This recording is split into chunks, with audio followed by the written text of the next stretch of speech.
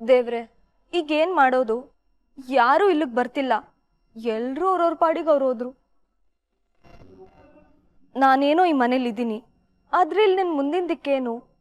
ನನಗೆ ಯಾರು ದಿಕ್ಕು? ಎಲ್ರ ಕಡೆಯಿಂದ ತಿರಸ್ಕಾರವಾದ್ರೆ ನಾನು ಏನ್ ಮಾಡ್ಬೇಕು? ಸ್ವಾಭಿಮಾನ ಅನ್ನೋದು ಯಾವತ್ತೂ ಒಂಟಿನೇನಾ? ಎಲ್ರ ಮಧ್ಯೆ ಒಂಟಿಯಾಗಿ ಬದುಕೋದೆ ನನ್ನ ಜೀವನನ? ಈಗ ಮುಂದೇನ್ ಮಾಡ್ಬೇಕು?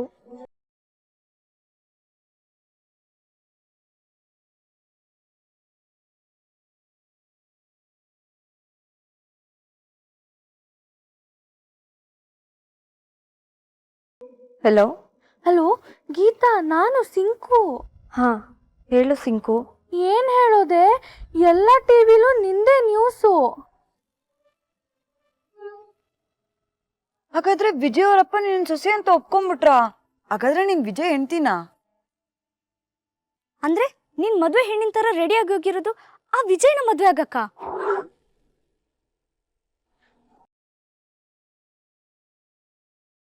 ಹೌದು ಶರಣ್ಯ, ನಾನು ಬಂದಿದ್ದು ಇದಕ್ಕೆ. ವಿಜಯ್ ಹೆಂಡತಿ ಅಂತ ಕರ್ಸ್ಕೊಂಡ್ರೆ ಮಾತ್ರ ಆಗೋ ಅನಾಹುತ ಎಲ್ಲ ತಪ್ತು. ಈಗ ಅನ್ಕೊಂಡಿದ್ದು ಮಾಡಿದ್ದೀನಿ. ಸೋಲೋ ಸಾವೋ ನಾನು ಇಲ್ಲೇ ಇರ್ತೀನಿ. ಯಾಕಂದ್ರೆ ನಾನು ಒಬ್ಳು ಕೈ ಕಟ್ಕೊಂಡು ಈಚೆ ಬಂದ್ಬಿಟ್ರೆ ಸಮಾಜ ಅದಕ್ಕೆ ಕೊಡೋ ಅರ್ಥನೇ ಬೇರೆ. ಅದಾಗಬಾರ್ದು. ನೀನಲ್ಲಿದ್ರೆ ಅವ್ರೇನ್ ಬೇಕಾದ್ರೂ ಮಾಡ್ಬೋದಲ್ವಾ?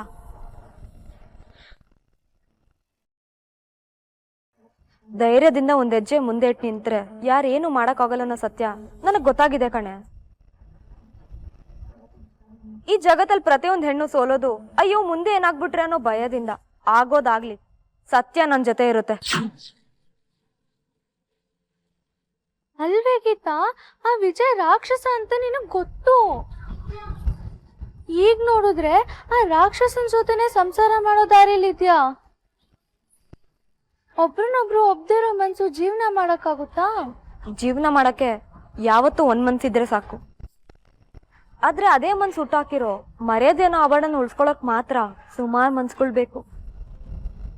ಸದ್ಯಕ್ಕೆ ಅದ್ಯಾವುದು ನನ್ನ ಕಡೆ ಇಲ್ಲ. ಆದ್ರೆ ಬರುತ್ತೆ, ಬರ್ಸ್ಕೊಂತೀನಿ. ಆ ಮನೇಲಿ ಹೇಗೆ ಬದುಕ್ತೀಯಾ? ಹೇಗ್ ಬದುಕ್ತೀನಿ ಅಂತ ನನಗೆ ಗೊತ್ತಿಲ್ಲ. ಈಗ ತಾನೇ ಬಂದಿದ್ದೀನಿ. ಸದ್ಯಕ್ಕೆ ದಿಕ್ ತೋಚ್ತಿಲ್ಲ, ಆದ್ರೆ ಕಂಡ್ಕೊಂತೀನಿ. ಹಾಗಾದ್ರೆ ನೀನು ವಾಪಸ್ ಬರೋದಿಲ್ವಾ? ಸೇರೋ ಜಾಗಕ್ಕೆ ಸೇರಾಯ್ತು ಸಿಂಕು. ಇನ್ನು ವಾಪಸ್ ಬರೋ ಮಾತೇ ಇಲ್ಲ. ನೆಲೆ ಇಲ್ದಿರೋ ಮನೇಲಿ ಒಲೆ ಹಚ್ಲೇಬೇಕು. ಹಚ್ತೀನಿ. ಅದರಲ್ಲಿ ಬೇಯೋ ಅಡಿಗೆ ಸುಮಾರು ಜನರು ಬದುಕನ್ ಕಟ್ಬೇಕು. ಕಟ್ಟುತ್ತೆ, ಕಟ್ತೀನಿ.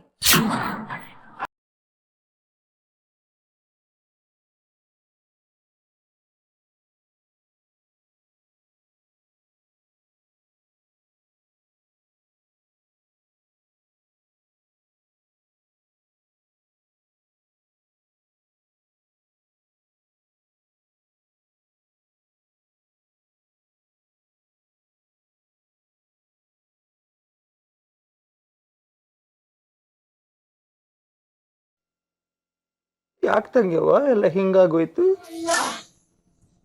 ನೀನು ಅನ್ಕೊಂಡಿದ್ದೆಲ್ಲ ಇನ್ನೇನು ಆಗೇ ಬಿಡುತ್ತೆ ಅನ್ನೋ ರೇಂಜ್ ತನಕ ಹೋಗುತ್ತೆ, ಆಮೇಲೆಲ್ಲ ಮಕಾಡೆ ಬಿದ್ದೋಗುತ್ತೆ. ಆದರೆ ಗೀತಾ ಏನು ಅನ್ಕೊಂತಾಳೋ ಅದೆಲ್ಲ ಪರ್ಫೆಕ್ಟಾಗಿ ನಡೆಯುತ್ತೆ. ಇದೇನು ವಿಧಿ ವಿಪರೀತ, ವಿಧಿ ವಿಲಾಸ. ಒಟ್ಟಿನಲ್ಲಿ ಈ ಮನೆಯಲ್ಲಿ ನಿನ್ನದು ಏನೂ ನಡೆಯಲ್ಲ ಅನ್ನೋದನ್ನ ಆ ದೇವರು ತುಂಬ ಸ್ಪಷ್ಟವಾಗಿ ಹೇಳ್ತಾ ಇದ್ದಾನೆ. ಗುರೂಜಿ ಹೇಳಿದ ಒಂದೊಂದು ಮಾತು ಸತ್ಯ ನೋಡು ತಂಗ್ಯವ. ಅವಳು ನಿನ್ನ ಬೆನ್ನಿಗೆ ಬಿದ್ಲು, ಬೇಲಿ ದಾಟಿದ್ಲು. ವಿಜಯ್ ಮೂಲಕನೇ ಅವಳು ಈ ಮನೆಗೆ ಎಂಟ್ರಿ ಕೊಡ್ತಾಳೆ ಅಂತ ತುಂಬ ಸ್ಪಷ್ಟವಾಗಿ ಗೊತ್ತಿದ್ರು. ಏನು ಮಾಡೋಕ್ಕಾಗಲಿಲ್ಲ. ಏನೂ ಆಗಲಿಲ್ಲ ಅಂತ ಹೇಳ್ತಾ ಇದೆಯಾ? ನಾನೇನು ಸುಮ್ಮನೆ ಕೂತಿದ್ನಾ? ಆದಷ್ಟು ಬೇಗ ವಿಜಯ್ ಮದುವೆ ಮಾಡಿ ಮುಗಿಸ್ಬೇಕು ಅಂತ ಸಿದ್ಧತೆ ಮಾಡಿಕೊಂಡು ರೆಡಿಯಾಗಿದ್ನಲ್ಲ. ಆದ್ರೆ ಅದಕ್ಕೆ ಮುಂಚೆ ಅದು ಯಾವ ಸೈಕಲ್ ಗ್ಯಾಪಲ್ಲಿ ಅವಳು ಮನೆಗೆ ಬಂದ್ಲು ಅಂತಾನೆ ಗೊತ್ತಾಗಿಲ್ಲ. ಬಂದ್ಲು, ಅವನ ಜೊತೆ ಮಾತಾಡಬೇಕು ಅಂತ ಅಂದ್ಲು, ರೂಮಿಗೆ ಕರ್ಕೊಂಡು ಹೋದ್ಲು. ಅದೇನು ಮಾಯ ಮಂತ್ರ ಮಾಡಿದ್ಲು ದೇವನೇ ಬಲ್ಲ. ಈ ಗೂಬೆ ವಿಜಯ ಅವಳ ಅಪ್ಪ ಅವಳಿಗೆ ತಾಳಿ ಕಟ್ಟಿದ. ಗುರೂಜಿ ಹೇಳಿದ ಮಾತನ್ನ ನಾನು ನಿಂಗೆ ಮತ್ತೆ ಜ್ಞಾಪಿಸ್ತಿದ್ದೀನಿ ನನ್ನ ತಂಗಿಯವ. ವಿಜಯ್ ಅವಳ ಕೊರಳಿಗೆ 3 ಗಂಟು ಹಾಕಿದ್ದಾನೆ ಅಂದಮೇಲೆ ತಂಗಿಯವ, ಇನ್ನು ಮುಂದಕ್ಕೆ ನಿನ್ನ ಸೋಲಿನ ಪರ್ವ ಶುರು. ಅದರ ಫಲಾನೇ ನಿನ್ನ ಗಂಡ ಪ್ರೆಸ್ನವ್ರ ಮುಂದೆ ಹೋಗಿ ವಿಜಯನ ಹೆಂಡತಿ ಗೀತಾ ಅಂತ ಹೇಳಿದ್ದು. ಅವಳು ಈ ಮನೆಯಲ್ಲಿ ಉಳ್ಕೊಳ್ಳೋಂಗಾಗಿದ್ದು, ಆ ರಾಯಚೂರು ಹುಡುಗಿ ನಮಗೆ ಟಾಟಾ ಬಾಯ್ ಬಾಯ್ ಸಿ ಯು ಅಂತ ಮಾಡಿ ಹೋಗಿದ್ದು, ಎಲ್ಲದಕ್ಕೂ ಮೂಲ ಕಾರಣ ವಿಜಯ ಅವಳ ಕೊರಳಿಗೆ ತಾಳಿ ಕಟ್ಟಿ. ಈ ತಾಳಿ ವಿಚಾರದಲ್ಲಿ ತಂಗ್ಯವ್ವ ವಿಜಯಲ್ಲಿ ಸೋತ, ನೀನಿಲ್ಲಿ ಸತ್ತೆ.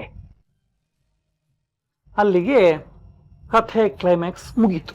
ಇನ್ನು ನಮ್ಮಿಬ್ಬರಿಗೆ ಉಳಿದಿರೋದು ಎಲ್ಲಿಗೆ ಪಯಣ ಅಂತ ಹಾಡು ಹೇಳ್ಕೊಂಡು ಹೊರಡೋಣ.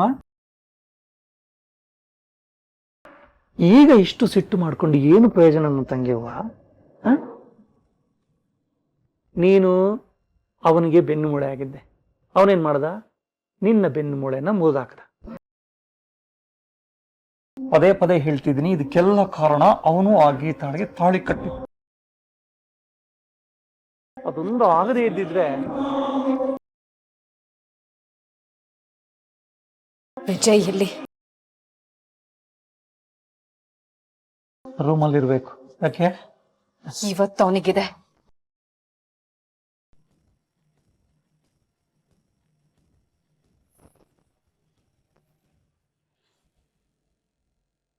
ಇಡೀ ಮನೆ ಆ ಗೀತನ ಹಾಲಲ್ಲಿ ಒಂಟಿಯಾಗಿ ಬಿಟ್ಟು ಬಂದ್ರು. ಆದ್ರೆ ಆ ಗೀತ ನಿಂತ ಜಾಗದಿಂದ ಕದ್ಲಿಲ್ಲ. ಆಟ ಅವಳ ಚಟ ಆಗಿರ್ಬೇಕು. ಆದ್ರೆ ಆ ಆಟಕ್ಕೆ ಈ ಮನೆ ಬಾಗೋದಿಲ್ಲ. ಪ್ರಶ್ನೋರ್ ಬಯಕೆ ಅಪ್ಪ ಅವ್ರಿಗೆ ಇಷ್ಟ ಬಂದಿರೋ ಉತ್ತರ ಕೊಟ್ಟು ಬಂದಿರ್ಬೋದು. ಆದ್ರೆ ಅವಳನ್ನ ಸ್ವೀಕರಿಸೋಕೆ ಇಡೀ ಮನೆ ಕೊಡೋ ಉತ್ತರ ನೋ.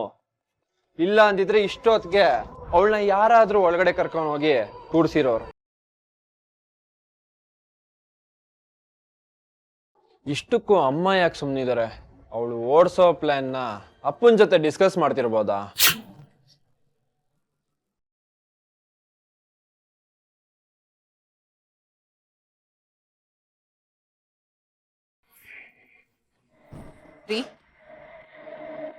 ನನಗೆ ನಿಮ್ ಹತ್ರ ಮಾತಾಡೋದಿತ್ತು. ಮತ್ತದೇ ಮಾತುಕತೆಗಳು ಬೇಕಾಗಿಲ್ಲ. ಆಡೋ ಮಾತುಗಳನ್ನ ನೀವು ನಿಮಗೆ ಹೇಗ್ ತೋಚಿದ್ಯೋ ಹಾಗೆ ಮುಗಿಸಿದೀರಾ ಅಷ್ಟೇ. ದಯವಿಟ್ಟು ನನ್ನ ಮಾತುಗಳನ್ನ ಅರ್ಥ ಮಾಡ್ಕೊಳ್ಳಿ. ಈ ಮನೆಯಲ್ಲಿ ಒಂದು ಅನ್ಯಾಯ ನಡೀತಾ ಇದೆ. ಆ ಅನ್ಯಾಯ ನಿಮ್ ಒಳ್ಳೆ ಮನ್ಸನ್ನ ಬಡಿಸ್ಕೊಂಡು ನಮ್ಮೆಲ್ರನ್ನೂ ಹಾಳು ಮಾಡ್ತಿದೆ. ಹೌದು ರೀ, ನೀವೇನೋ ಒಳ್ಳೆ ಮನ್ಸಿಂದ ಮಾನವೀಯತೆಯಿಂದ ಗೀತಾನೇ ಈ ಮನೆ ಸೊಸೆ ಅಂತ ಒಪ್ಕೊಂಡಿದ್ದೀರಾ. ಆದ್ರೆ ಅವಳು ಎಂಥ ನಾಟಕ ಆಡಿದಾಳೆ ಅಂತ ನಿಮಗೆ ಗೊತ್ತಾ? ಸತ್ಯ ನಮ್ಮೆಲ್ಲರೂ ಕಂಡು ಮುಂದೆ ಕಂಡಿದೆ ಅಂತಂದ್ಮೇಲೆ ಅದು ನಾಟಕ ಆಗೋದಕ್ಕೆ ಹೇಗೆ ಸಾಧ್ಯ? ಆಗಿದೆ.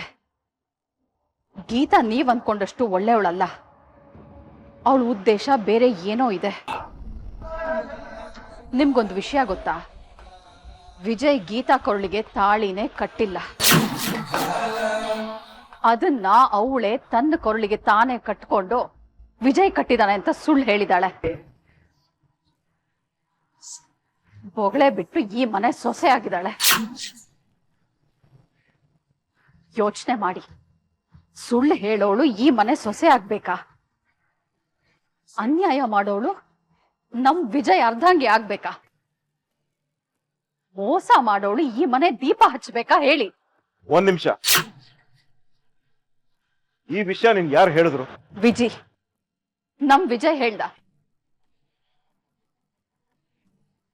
ಈಗ ನಿಮಗ್ ಸತ್ಯ ಗೊತ್ತಾಯ್ತಲ್ಲ, ಈಗ ನೀವ್ ಇದಕ್ಕೇನ್ ಹೇಳ್ತೀರಾ? ನನ್ನ ಮಗ ವಿಜಯ್ ಮಾತಿಗಿಂತ ಆ ಹುಡುಗಿ ಗೀತಾ ಮಾತಿನ ಮೇಲೆ ನನಗೆ ನಂಬಿಕೆ ಜಾಸ್ತಿ ಬಾ.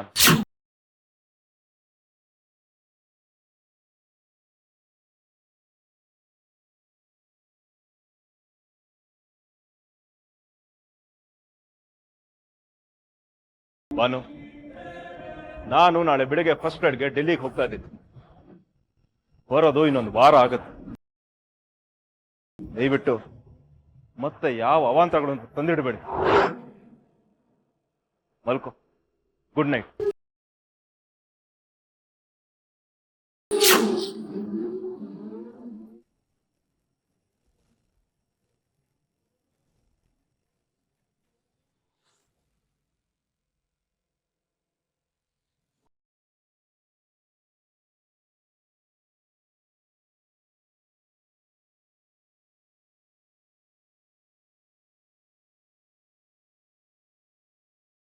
ಊರು ಬಿಡು,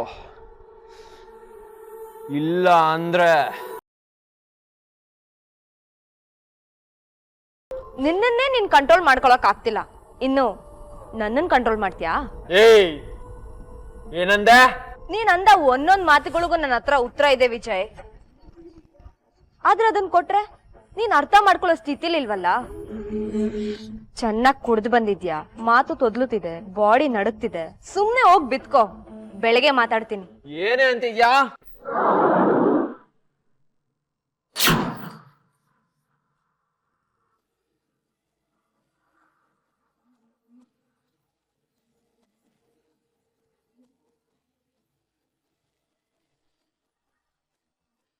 ನೆಟ್ಟೋಗ್ ನಿಂತ್ಕೋ. ಶ್ರೀಮಂತ್ರ ಮನೆ, ನಿಮ್ ಅಪ್ಪನ್ ದುಡ್ಡಲ್ಲಿ ಕುಡ್ದು ತೂರಾಡೋದನ್ ಕಲ್ಸಿರ್ಬೋದು, ಆದ್ರೆ ನನ್ ಸ್ವಾಭಿಮಾನ ನಿಂತ ಜಾಗದಲ್ಲೇ ಬೇರ್ ಬಿಟ್ಟು ಸ್ಟಡಿಯಾಗಿ ನಿಂತ್ಕೊಳ್ಳೋದನ್ನ ಕಲ್ಸಿದೆ. ನನ್ ಯೋಗ್ಯತೆ ಏನನ್ನೋದು ನಿನಗ್ ತುಂಬಾ ಚೆನ್ನಾಗ್ ಗೊತ್ತು. ಅದು ಗೊತ್ತಿಲ್ದೆ ಇರೋದ್ ನಿನ್ಗೆ, ಅದನ್ ತಿಳ್ಸೋಕೆ ನಾನ್ ಬಂದಿರೋದು. ಕೂಗಾಡಿ ಬಾಯಿ ನೋಯಿಸ್ಕೋಬೇಡ. ದೂರ ಇದ್ದಾಗ್ಲೇ ನಿಮ್ ಕುಟುಂಬಕ್ಕೆ ಮೈ ಪರ್ಚ್ಕೊಳ್ಳೋ ಪರಿಸ್ಥಿತಿ ತಂದಿದ್ದೀನಿ ಅಂದ್ಮೇಲೆ ಈಗ ನಿಮ್ ಮನೇಲಿ ಇದ್ದೀನಿ, ಹುಷಾರಾಗಿರ್ಬೇಕಾಗಿರೋದು. ನಿಜ ಹೇಳ್ಬೇಕಂದ್ರೆ ನನಗ್ ನಿನ್ ಭಯ ಕಾಣಿಸ್ತಿದೆ. ಹೆದರ್ಕೋಬೇಡ, ಇವತ್ತೇನೂ ಆಗೋದಿಲ್ಲ. ಹೋಗಿ ತಾಚಿ ಮಾಡಪ್ಪ. ಏಯ್ ನನ್ನೇ ಅಣಕಿಸ್ತ್ಯ, ನನ್ನೇ ಅಣಕಿಸ್ತ್ಯ.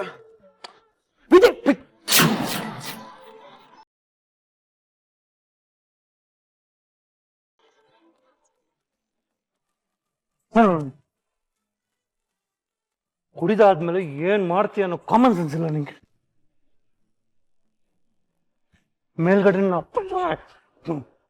ನಡಿಬೇಕು. ನೀನ್ ಸುಮ್ನೆ ಮಾಮ, ಇವಳ್ದು ಜಾಸ್ತಿ ಆಯ್ತು. ವಿಜಯ್, ನಾನು ಹೇಳ್ತಿರೋದು ಕೇಳು, ನಡಿ ಹೋಗ್.